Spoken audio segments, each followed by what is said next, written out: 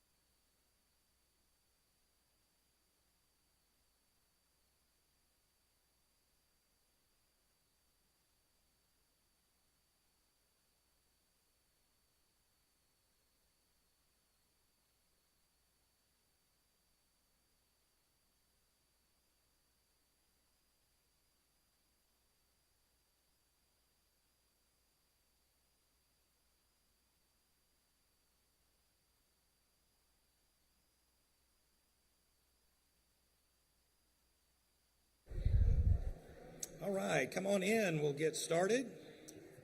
Get some of you guys in the back to grab those doors for me. I'd appreciate it. All right. Well, it's good to see you this morning. We have a little bit different format for today. I'll explain that in just a moment. I know we have several classes meeting here together, and so I know each of you start your classes a little bit differently, usually with some prayer requests and such. We obviously won't do that today, but if you do have prayer requests for your class to pray for, if you would get with your teachers, or if they have a helper that takes care of that, they'll still get those prayer requests out this week. And then just want to give you a couple of quick reminders before we jump in to today's lesson. This afternoon, after the second service, is our Discovering Church Membership class. I think most of you are aware of that, but if you've been visiting recently and want to know a little bit more about Victory Baptist Church, that's a class that's really geared towards you.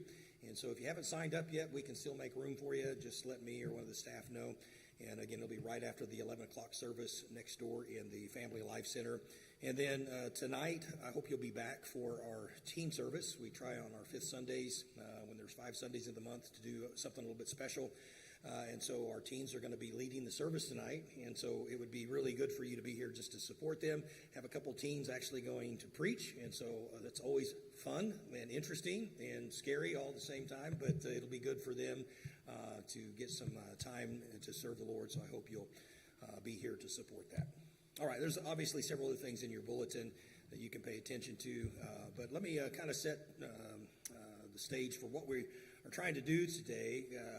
Man, it's probably been a couple of years ago, actually, whenever Brother Rick Pulliam was still here, that I wanted to find ways to be more intentional to minister, particularly to our seniors, the older age group, in a very intentional way, and trying to find ways that could benefit them beyond just obviously Scripture is most important, but find ways to meet the needs of the unique stage of life that you guys are at.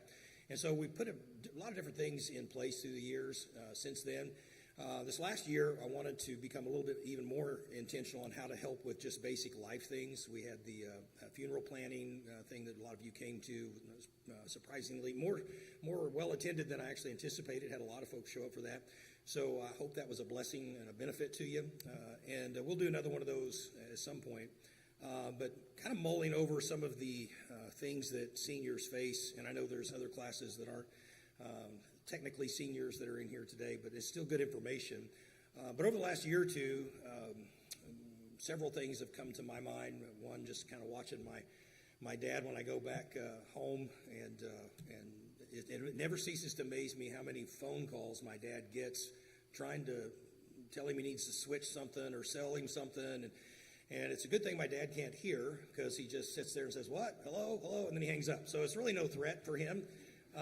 But it's also pretty irritating that there are a lot of people that try to take advantage of seniors at that stage of life with different schemes and whatnot. And then I know also we have had some friends and even church family that have been taken for money, lots of amount of money from different scams that have gone on. And so I was talking to AJ and then Brother Brett Hunold. If you haven't met him, appreciate he put a lot of this together for AJ. They've worked together a lot to bring some information today for you. We really just want to help you have a little bit more awareness of how to stay safe online. I know some of you maybe aren't online much at all, which is fantastic, but if you don't know much about it, it's really easy to get pushed into doing something, giving information you shouldn't give, to be taken advantage of. And it doesn't take much, especially today, as crafty as they are, to really get into your information. It's pretty frightening at times how far they can go.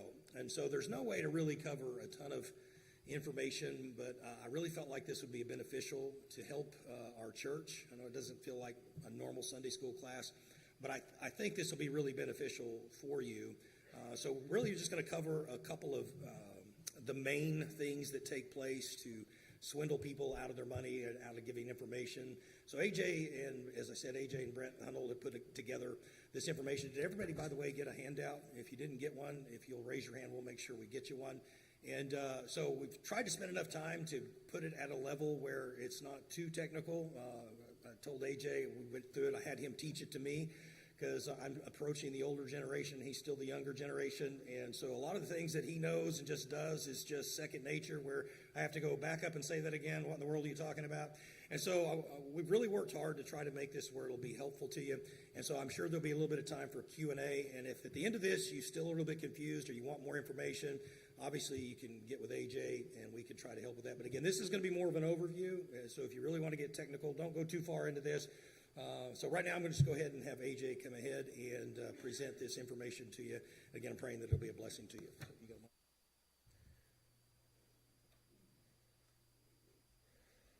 Well, I am excited to get to present this to you this morning, and as Pastor said, I do want to give a special thanks to Brother Brent for helping me put this together and just working through this. But as we're leading into this, I want to let you guys know, I don't want to scare you, but I do want to let you know that there is a threat, that there is people out there who will target our seniors, who will target anybody who has money. They want to take it. And so we just want to present this to help you guys know of the threats, and hopefully we will let you know of some of the tactics that they're going to use. We're going to break this up into two settings, two parts. The first part, we're going to be talking to some of the common ways that you can be targeted. We're going to be looking at some different types of scams. And then the second part, we're going to talk about just some practical steps that can help you. As Pastor said, if you have a question, raise your hand. Someone else may not be willing to ask the question. So we'll try to clear up any areas where I may be short.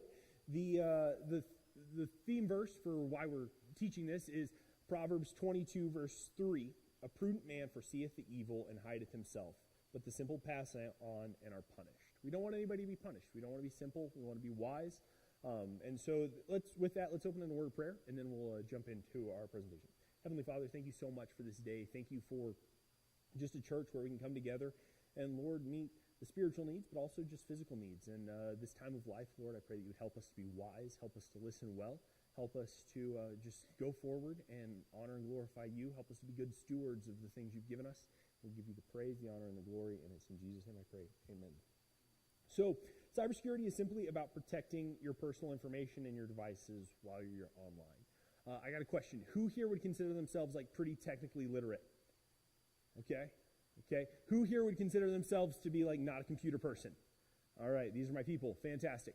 I was laughing as I was getting ready. I saw Brother Jonathan Metzger, and I was like, he's sitting in on my cybersecurity presentation. He has a PhD in computer science. So I'm going to try to help him, and I'm also going to try to help the many of you who I have gotten to have the blessing of being able to help with your computer issues. And I love that I get to do that.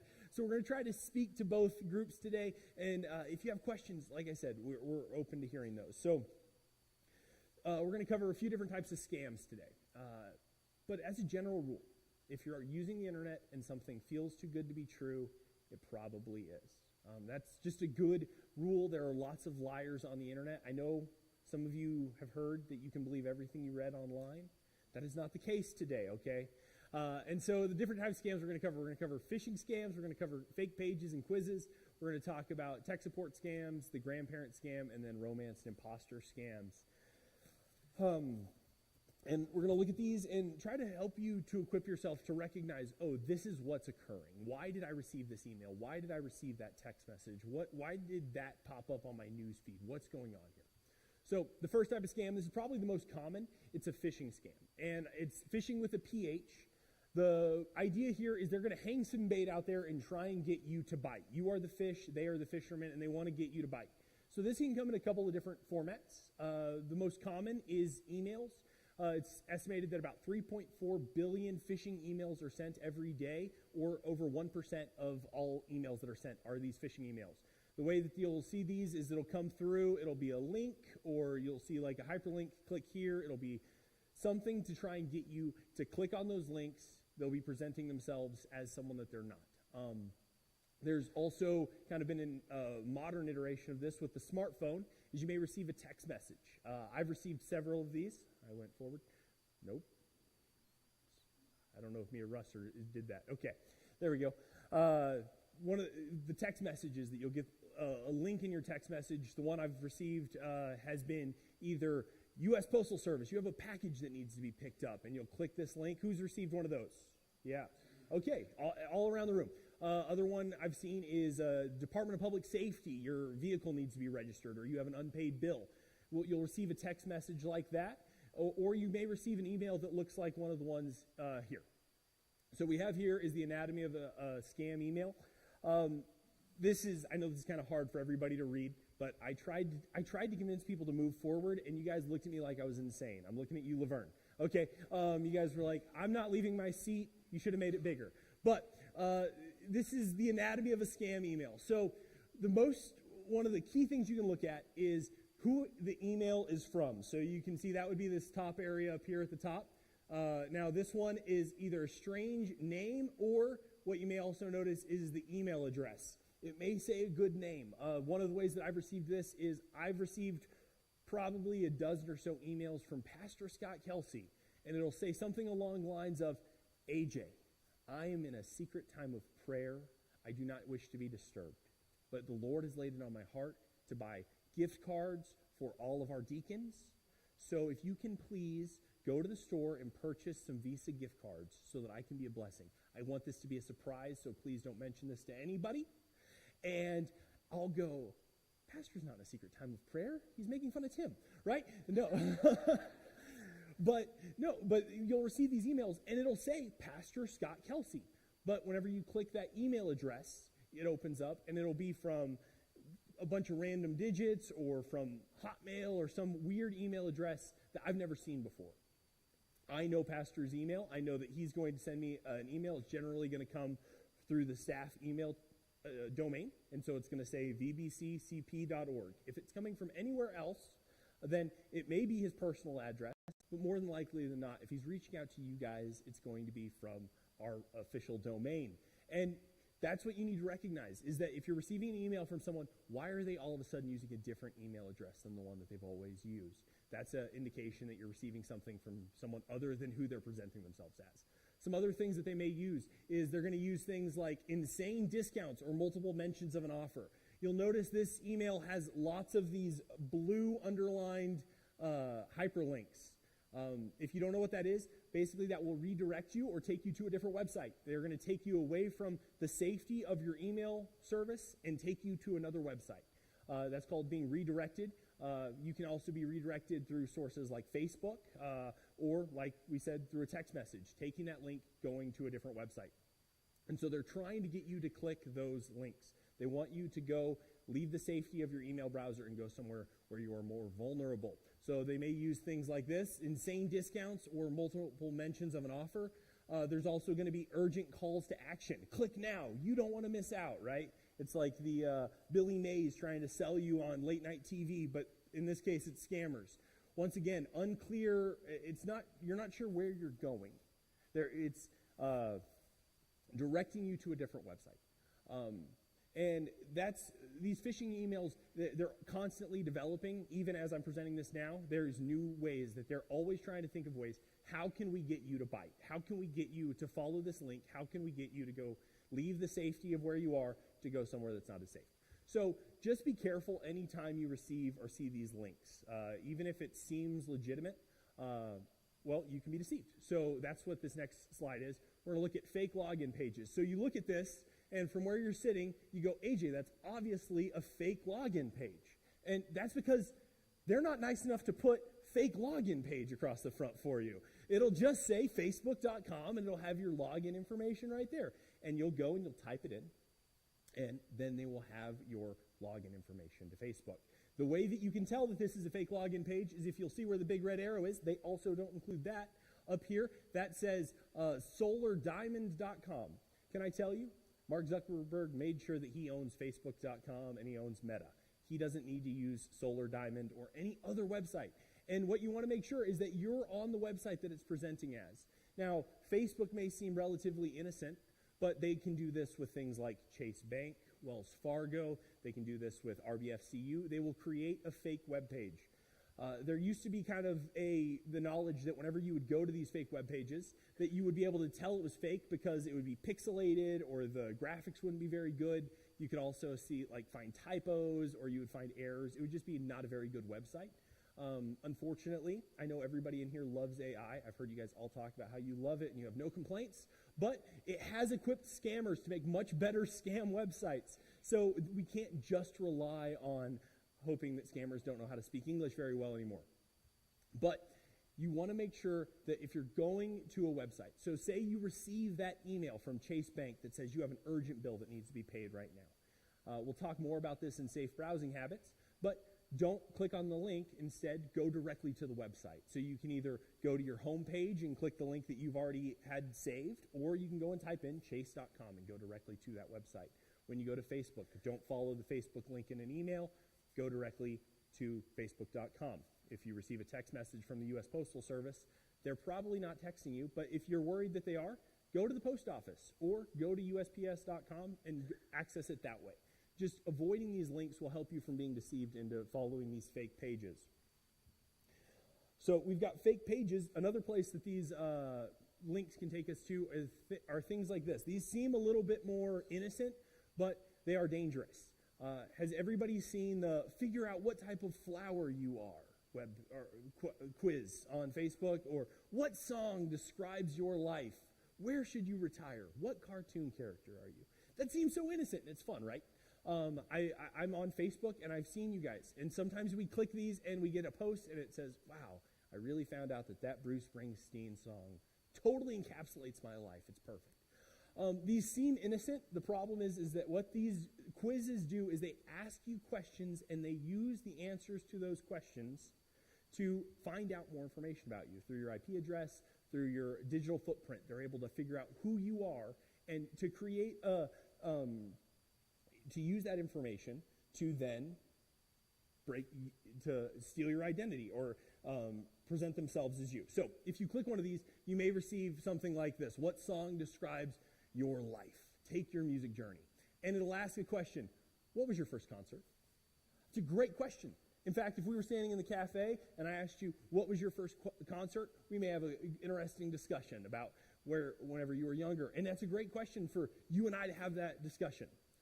What a scammer sees is that's a common security question. What was your first concert? Because it is unknown. It's probably not posted online anywhere. And so because they ask that question in an innocent format, they now have an access that maybe how they recover your password for your online banking, through your Social Security access, through your checking, wherever your funds may be held. Okay? Do we have any questions about that? I don't want to spend too much time here. but we've been covering a lot of territory. Any questions? Concerns? If you want to know what cartoon character you are, I can tell you. All right.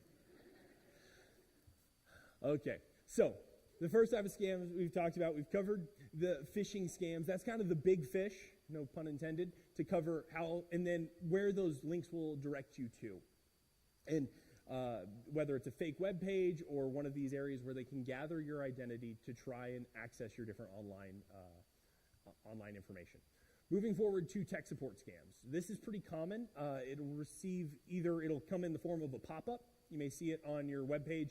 Your computer has been infected with a virus. You need to click this link now and let us access your computer.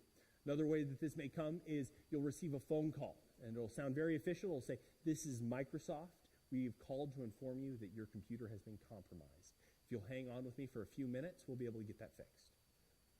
Sounds really legit. And as all of my non-computer people raised their hand and said, "Well, I don't want to have a virus. I've heard viruses are bad. I don't know how I got one, but I want to get rid of it." And so you go and you follow, and the tech support person walks you through a series of steps, and inevitably, they end up going, "And could you give me your credit card information?" They are trying to get your information, whether they are getting it through your computer by you gave them access to your computer, or by directly getting your phone call, or getting your credit card information from you. If they'll take that as well. Here's a general idea. If someone calls you to fix your computer, think of it like this. If I was driving down the road and someone ran up to my window and knocked on my window and said, "Excuse me, sir, your transmission has gone bad." That's possible. It's fully possible that person could have nothing but good intentions. But I'm still not going to trust that person to fix my transmission, right? I'm going to take it to a trusted auto mechanic. And the trustworthy mechanics out there are not running out and knocking on people's windows. If your computer has an issue, one, you'll probably know. I've gone and helped Miss Bobby Adams. I saw her. I went, she said, "AJ, my computer's running slow." Okay, well, let's sit down, and I got to do some basic stuff. Got our computer up and running. It seems to be working well. Or she thought AJ can't fix it, which is also fine. But you can take it to a professional. You know when your equipment isn't working. You don't need a pop-up or a phone call. No one's ever going to call you out of the blue with good intentions to just access or fix your computer. That's not how Microsoft operates. But it is important to recognize that, and recognize that it'll be very enticing. I want to take a moment here, and if you have been impacted by one of these, I want to tell you, it is not shameful. Don't be embarrassed. These people are very crafty. They want to trick you. They have you in mind, and they are going to present information in a way that sounds reasonable. And they're going to be high pressure, and they're going to make you scared. They're going to make you fearful. And if that's what's going on, you need to take a deep breath and get more people involved. Whether it is one of those phishing scams, you can just delete the email. If it's one of these tech support scams, just hang up your phone. But if you've got caught up in it, ask people. Call me. Call the staff. Call your Sunday school teacher. Get more people involved and say, "Hey, does this sound right?" Because this person is not your friend who's on the other side of the phone. So just remember that. They want to isolate you. It's like that email that I received from Pastor. "I'm in a secret time of prayer. Please do not disturb me. This is a secret, a surprise." They're doing that to keep you from reaching out to people who can speak wisdom, who might have more information about what's going on. So any questions about the tech support scams? Yes, ma'am.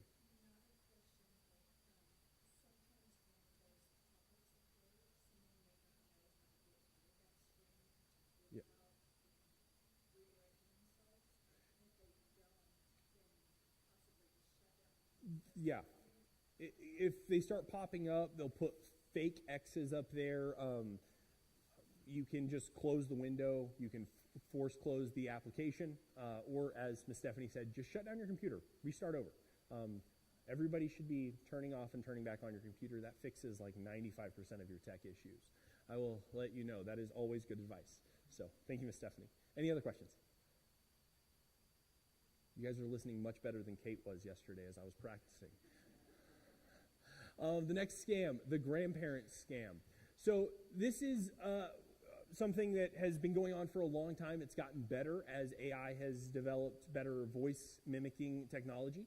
But the way this would happen is generally it's a phone call, possibly a text message. but you'll receive a phone call, and it'll be a family member, a grandchild who is in desperate need of help. My best friend's grandmother received one of these when I was in my 20s, and she said, I was sitting at home, it was late at night, and I got a phone call, and it said, Grandma, this is Petey. I am in jail, and I don't want to spend the night in jail, Grandma. Can you please send me money? This is my only phone call. Please help me. She was terrified. And if you knew Petey at the time, then him being in jail was not a possibility. And so the only reason she did not give the information was because she goes, Petey always calls me Nana. Why did she start calling me Grandma? That was her indication. And that gave her enough pause to hang up the phone and call Petey, I called him Trey, on the phone and say, hey, Trey, are you in jail? And he said, no, Grandma, I'm not in jail. Probably should be, but I'm not, okay? And so this is, they're going to try, and it's going to be an urgent situation. This is my only phone call. I need you. Please don't tell Mom and Dad. I don't want to be in trouble. This can be, I am in Tucson, Arizona. My phone is about to die, and I need gas right now. There are many different ways that this can occur, and they're going to put the hard pressure on you, and it may even sound like your family member. This is where you need to be concerned. So, the signs that this is going on. Make sure that make sure that you verify. You're in Tucson? I didn't know you were in Tucson. When did you plan this trip? Why didn't you let me know about this? Ask detailed questions. Hey, do you remember what we talked about on Sunday? This has kind of become a common way to subvert this. It's not fail-proof, but having like a family security question, like a password, is not a terrible idea because AI is doing such a good job of doing that voice mimicking. So whenever I was in middle school, they were scared that we were going to be like child trafficked, that people were going to try and take kids away. And so they said, make sure that if someone's picking you up, they know the family passcode. And the password that they used as the example was root beer barrel. And every family had the password of root beer barrel. So don't use root beer barrel, okay? But have a password. That's something worth discussing. Having some way or some particular information. Hey, do you remember, if my sister called me up with this. Hey, what was that animal that Dad had hanging in our garage? None of you know that because I've never discussed it. But my sister would know that information, and a scammer probably wouldn't, right? So asking a personal, detailed information that scammer would have no way of knowing if it is really a life or death situation or there is some urgency. But also we need to remember that most things in life aren't as urgent as I need money right now.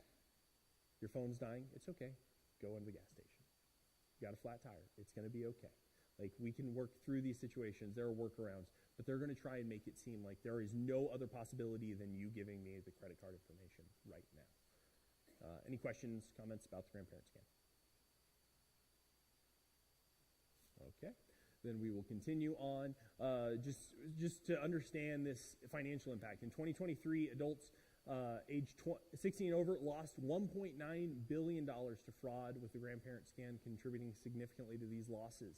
The median loss for adults 80 plus was $1,450. In recent cases, the grandparent scam ring was defrauding elderly victims, and over $21 million was taken across over 40 states. These people are not particularly gracious. They will take every penny that they can and not feel bad about it for a moment. Elder fraud is on the rise. It's increased by over 14%. They know that people are not as technically literate. They know that they can try and deceive you, and so they will use any method that they can to try and defraud you for as much as they can. Moving on to romance and impersonation scams. Now, I'm going to pause here.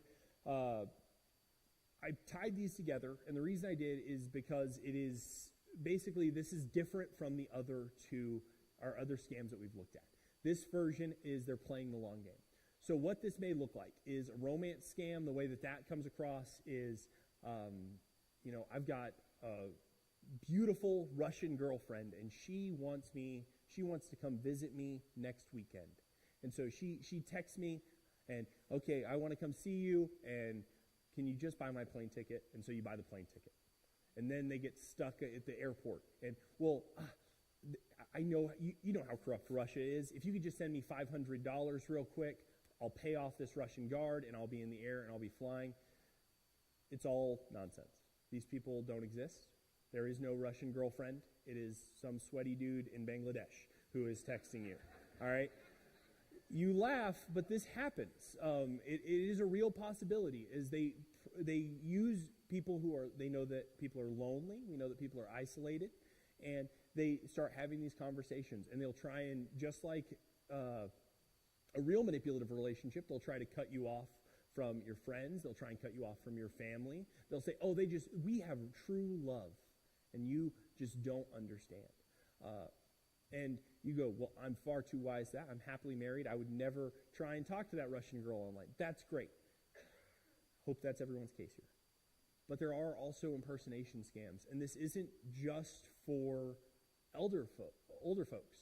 I had a teenager years ago who was absolutely convinced, AJ, I am talking to the Marshall Mathers, Eminem, the famous rapper. And no one else gets him except for this 14-year-old in our youth group. And he was absolutely convinced. And I said, no, that's not the case. You are not talking to Marshall Mathers. I don't know who you are speaking with, but this person had convinced them that he was speaking with this world-famous celebrity. And if that's the case, one, he doesn't need to be talking to Marshall Mathers, even if it was Marshall Mathers. But two, why would this famous celebrity reach out to my teenager to want to talk with him? And you guys go, oh, that's just silly teenagers. Well, Miss Deborah's mother was recently, I got her permission to share this story. She was on Facebook, Instagram, and Elon Musk, of all people, reached out to her. No, and they were talking, and they were having a great relationship, and they just got to discuss all of the things that Elon Musk was doing, and it was very informative, and it was a rich, and then wouldn't you know it, Elon Musk got locked out of all of his $200 billion. And if she could just give him a little bit of access to her bank account just to get things rolling, he'll repay her in multiple times over in Tesla stock, right? And it sounds silly, but these people are deceptive. And people, in both cases, with that teenager and with Deborah's mom, people who love them were saying, you're not speaking to Marshall Mathers. You're not speaking to Eminem. You're not speaking to Elon Musk. Elon Musk does not need your money. But they're playing the long game, and they are deceptive, and they are going to use your vulnerabilities, use your loneliness, lose your isolation to try and get your funds. They are a version of both of these scams. They call it the pig butchering scam. They call it that because the pig thinks that the farmer is his friend. And so the farmer comes every day and feeds the pig, and he goes, man, me and the farmer are such good friends, right? Until one day the farmer wants bacon for breakfast, right? Similarly, they will do this with you. They may do some small acts of generosity. Send you a $10 gift card or buy yourself a cup of coffee. They'll show a little bit of love at the front end. Why? Well, because they're playing the long game. They know, well, they're not taking advantage of me. They sent me a Starbucks gift card. Or they sent me a gift. They did something kind for me. They're my friend, but they're planning to take you for a whole lot more. So you have to be wise of these things. Ask yourself questions. Why is this person talking to me? Like, that is a real, genuine question. I think you guys are all fascinating and interesting, but I also recognize that Elon Musk probably doesn't want to have a conversation with most of us, right? Similarly, why is this relationship building so quickly? Asking for finances, asking for access, asking for someone to rescue you is a pretty vulnerable place to be in, and they'll work very quickly to try and escalate the relationship beyond just the surface level, but to get very deep very quickly so that you feel like this is someone I can trust, because they're going to take that trust and use it against you. So, any questions about the romance scams or the impersonation scams? Has anybody experienced anything like this? A few people? Okay. Yeah, it's very concerning, and it is very it's very widespread. And like I said, with the development of AI, they can use chatbots. They can present themselves as the person that they're pretending to be. So we are wrapping up with the scams portion of this. Are there any questions? Either I've talked, oh yes, Ms. Dominica. Yes, ma'am.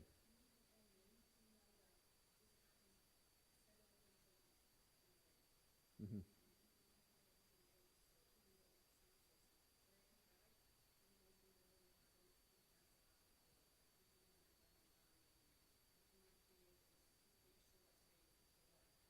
Yes, it's heartbreaking.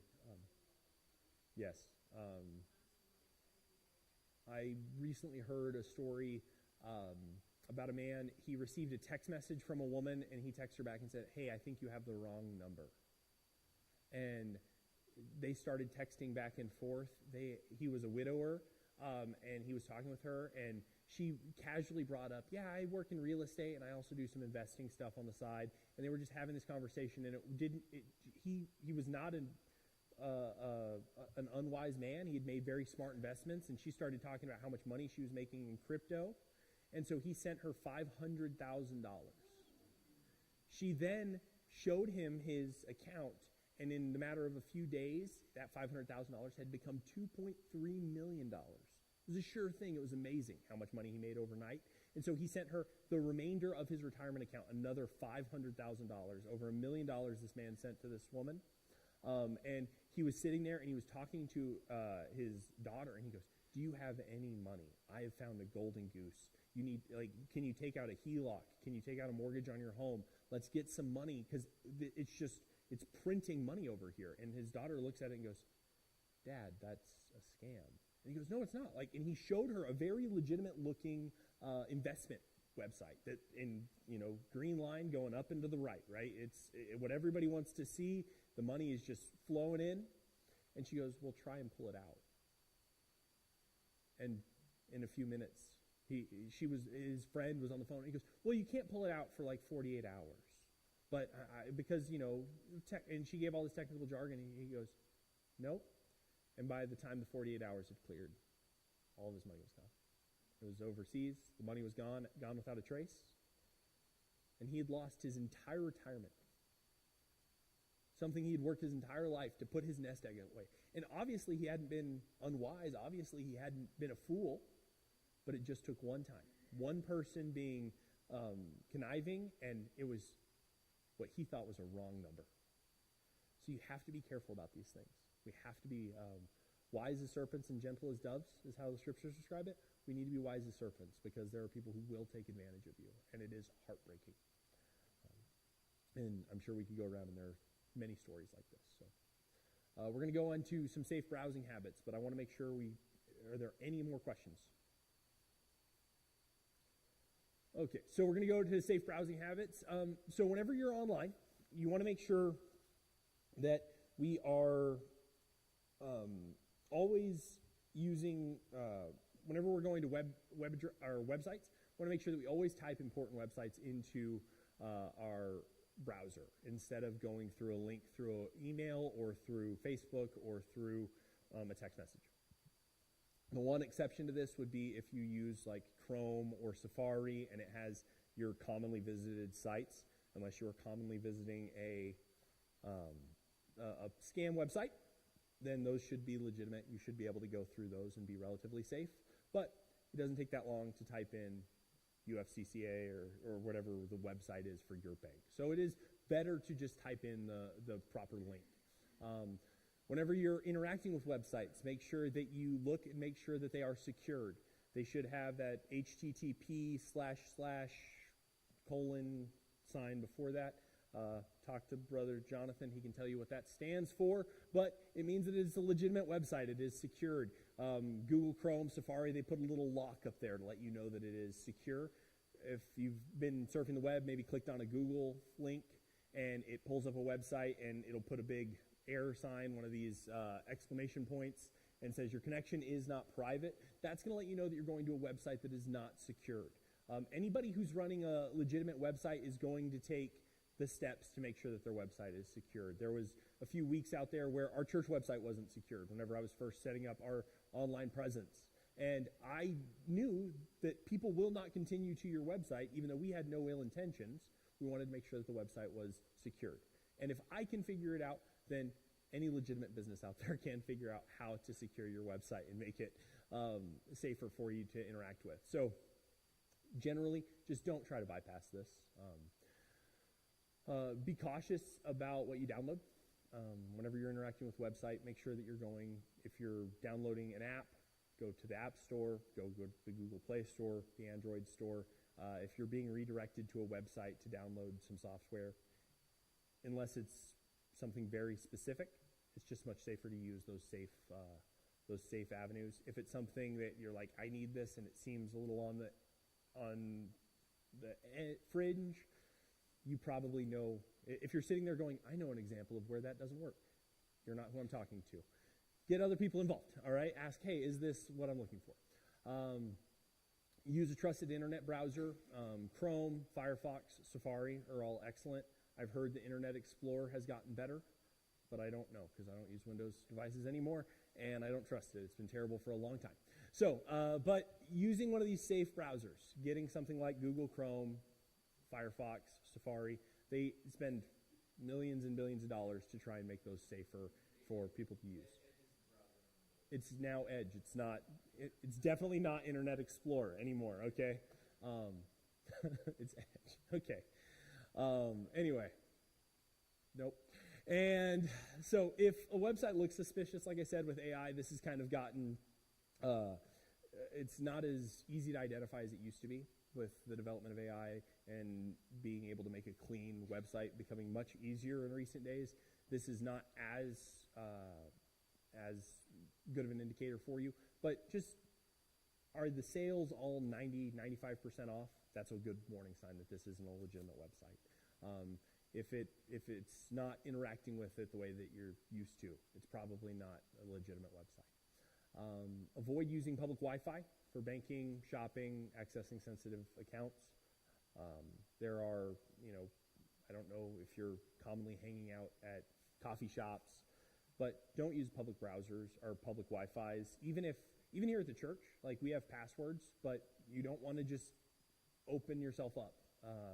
In a hotel room, the person who owns the Wi-Fi does not have to be a, yes, Chris? VPNs, so my understanding is that VPNs are not a security device as much as they hide your identity. So if you're, that's going to be above my pay grade, so I will direct you to some of the other tech people. But my understanding is that VPNs hide your identity more than protect your information.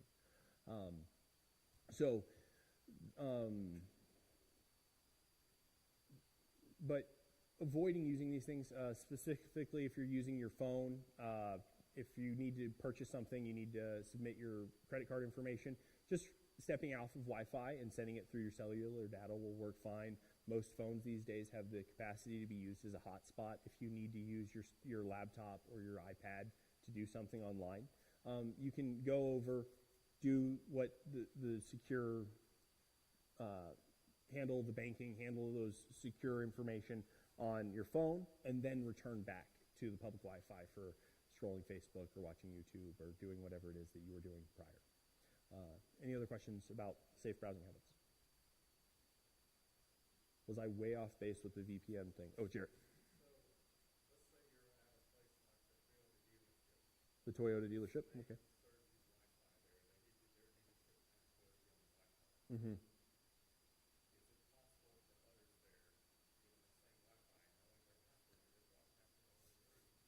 Yes.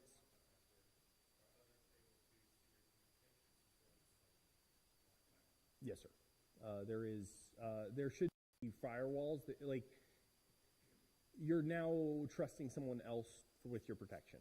They will probably have some cybersecurity in place, hopefully, but that's a big hopefully. And so using, if someone decides to target that Wi-Fi access point, then it is vulnerable, and you are trusting someone else with your security. Any other comments, questions? Oh, yes, Arthur. Joseph.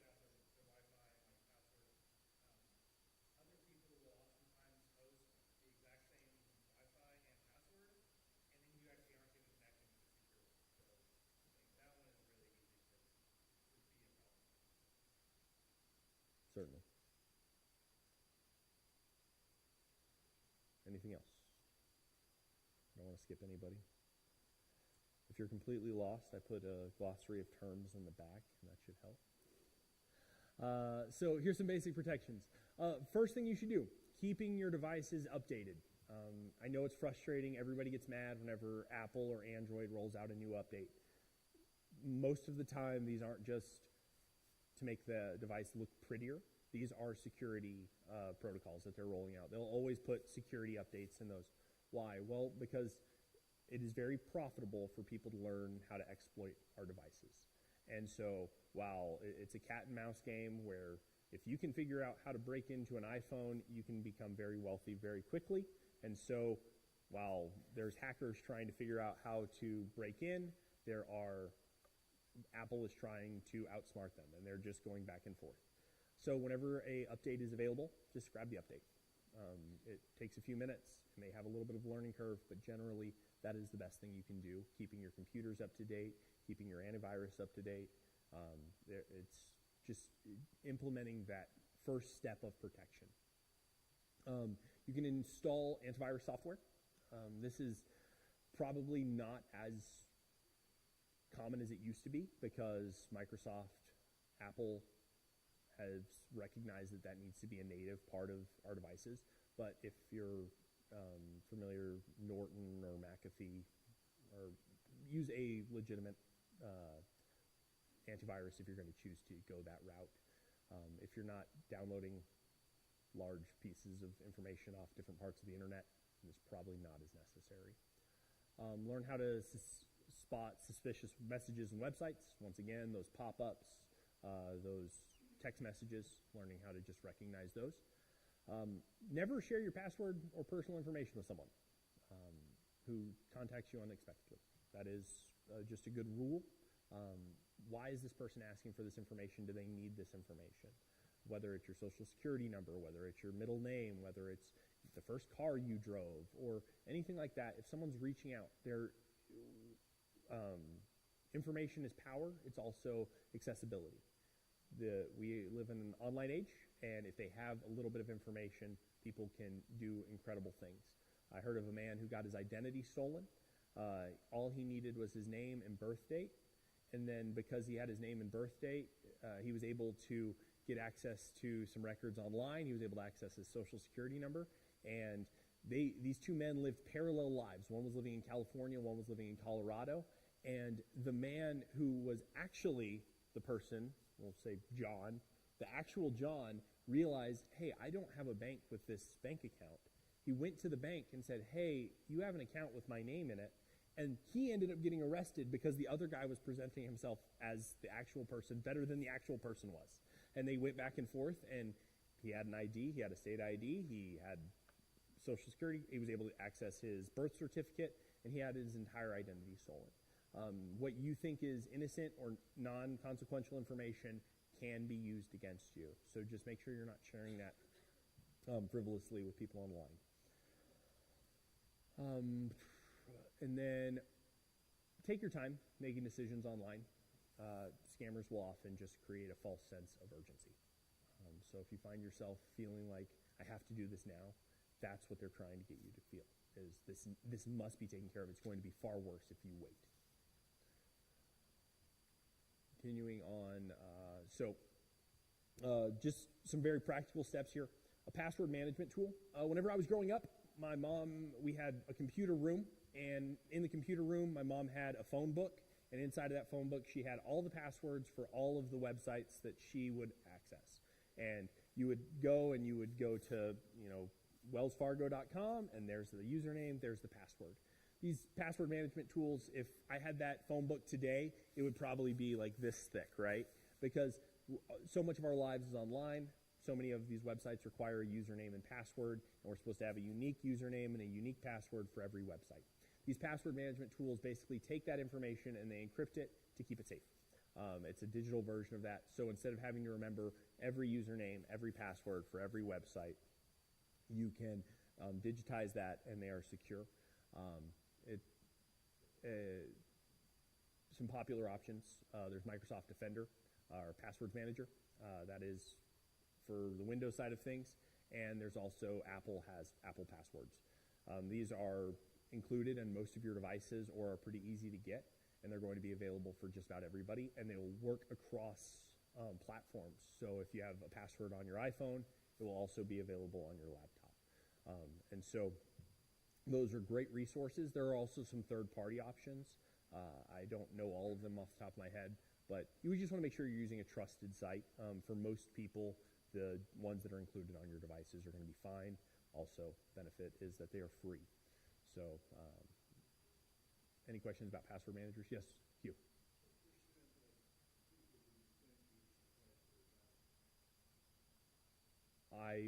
Your guess is as good as mine on that, but I would highly suggest it.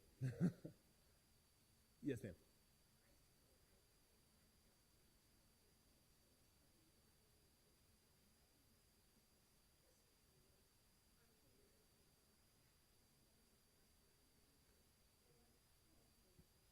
Yes, so I'll tell you that I know how Apple handles this, is they actually employ, they call them white hat hackers, and so they employ people to, or they have people, or it's an open contract, anybody can claim it. If you know how to break into an iPhone, like if you know how to open up my iPhone, Apple will pay you $1 million to show them how they did it, that way they can close that loophole. And so it's very profitable for as soon as that is exploited, there may be those people with bad intentions who will try and use it to do illegal activity, but completely legitimate, completely legal. I can go to Apple and say, hey, let me show you how to get into that password account, and they will store it. But if you're blessed enough to only have to be able to store them all physically, that is also a good way to go. I'm not that organized. Yes, sir.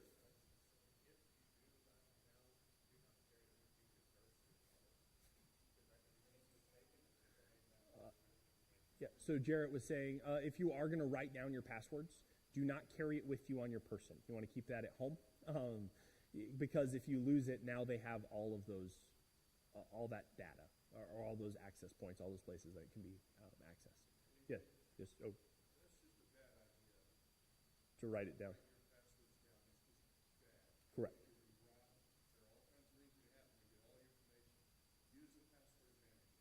Thank you, Steve. That was nicer than how I could put it. Yes, Jonathan.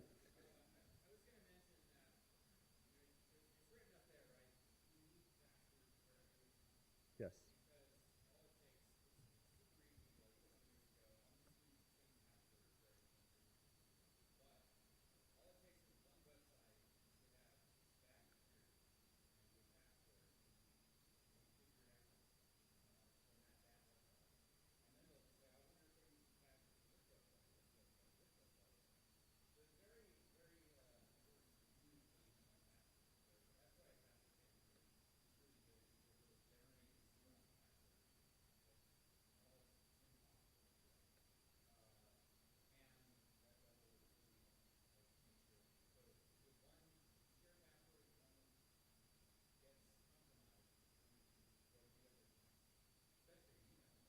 Yes. That's yes. Yeah.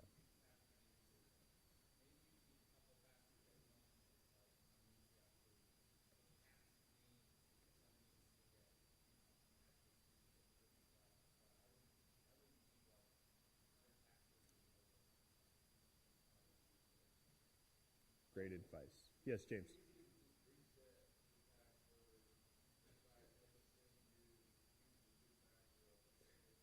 Yep, that's the next slide that we're headed to. So, yeah, correct. So, like Jonathan said, we want to use unique passwords for every website, and password managers will help us with that, and we want to have that for everybody. The last slide we have here is we want to talk about two-factor authentication, especially for anything secure, your email, your banking, Facebook, anywhere where you have a large amount of information stored, you want to make sure you have two-factor authentication on. What this is whenever you go to log into a website, you will receive a code. Sometimes that's through an email or it's through a text message. or there are even special apps that do this as well. And you'll receive that code, and it'll make sure that you have to have the password and the code to access the information. This is really important, and you should turn it on as often as you can. It does two things. One, it makes it much harder to log in. It's like requiring a key and a password to access an account.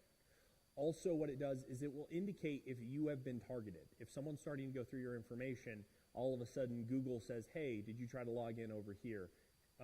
Your bank sends you a code. I didn't request that code. And you can let them know, hey, I'm being targeted. And then that'll flag in their system like, oh, this is an account that is vulnerable or is under attack. We need to change password and take those steps. So that's any questions about two-factor authentication? Okay, we have 1 minute. So if you have any further questions. We do have a lot of people in the church. Reach out to me. I can get you connected with some great other resources. I tried to put some valuable information. I know we covered a lot. I appreciate you guys listening well, but I hope this handout is a help to you. I hope this has been a blessing. Let's have a word of prayer. And oh, yes, Hugh.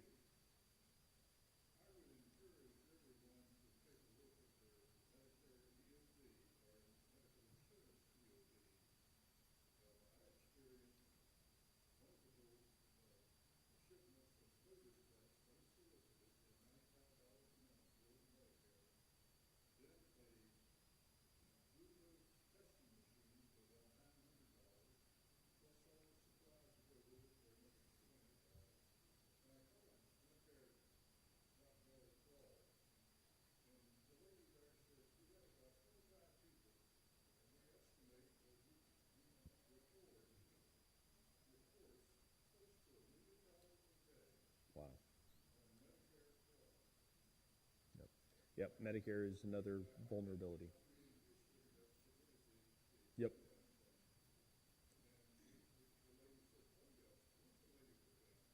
Yes.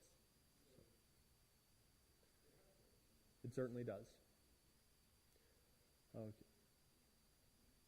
All right, well, let's close in a word of prayer. If you have any questions, come speak with me, come speak to one of our tech guys, and we'll get you directed to get you some help. Heavenly Father, thank you so much for this day. Thank you for the privilege that it is to just share this information today. I hope it's been a blessing. Help us to be wise and prudent, and we'll give you the praise, the honor, and the glory, and it's in Jesus' name I pray. Amen.